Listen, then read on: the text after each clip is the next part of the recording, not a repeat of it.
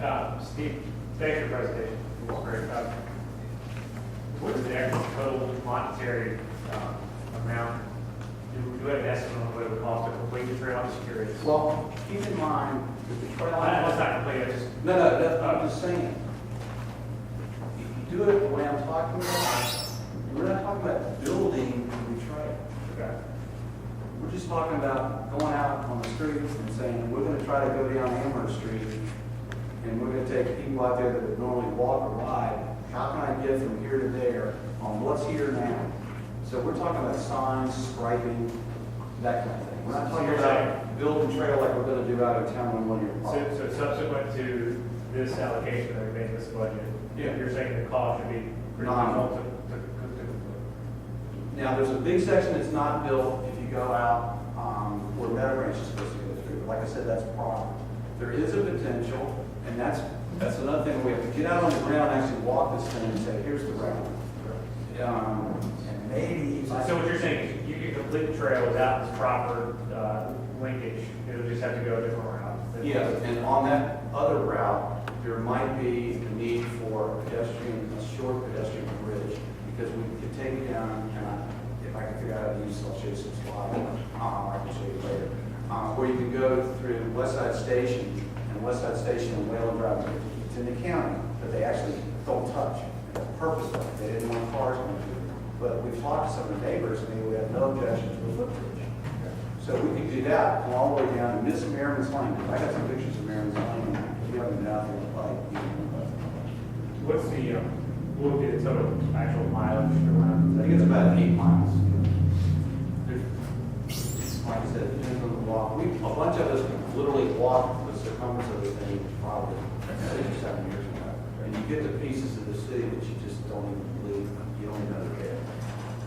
It's just beautiful. The problem with doing the green circle is, in Perry, Tom, Steve, all address this, is it has been an economically driven planning process instead of a true planning process. You know, when we've had grants, when we had contributions to match the grants,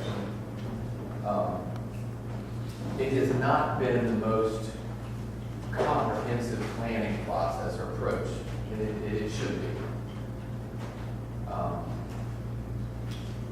And Steve, a lot of what Steve says is we need to, how should I say, we need to incorporate some of those ideas into future planning. It's been bits and pieces, because we've had time, we've had money, as grants have been available, as landowners have been, for instance, you know, the section we just completed last fall, between VDOT and the approval process with VDOT, which Perry, how long did the whole thing take? Oh, gosh. Over a year just to get the approval. So, I mean, there was a lot of different things. We need to take a more comprehensive approach to the planning and design of this. And it was kicked around from the department, and, you know, gosh, you know, Jeff can tell you, it was kicked around in economic development and parks and public works. I mean, you know, it had numerous different people and places where each other, and we can do a lot better job of this. But one of the things is economics. We've got to be able to ensure that we find the money to keep us on a long-term approach to it. But as Steve said, it can be done fairly cost-effectively, because a lot of the things that we want to do are already there. I mean, we've got the roads and such. Here's an idea. Here's some exercise. This one, see where it says a tour around Amherst Street? These are slides going right out to Amherst Street, going out to the hospital. The different surfaces, the different widths of sidewalks, all the way out. Places where there aren't any sidewalks. Going up the hill, I can take you on out further, and then turn around and go back the other side. So we can draw on this map and say it's going out Amherst Street. And we've always kind of done that. And I think everybody thought that's the green circle. But we never took the step to say, how in the heck do we get out there? And that's what I'm saying, that doesn't cost a lot of money if we do it right. And it might be that, you know, a walker's here, a biker's out here. That's the way you go, until we get something better.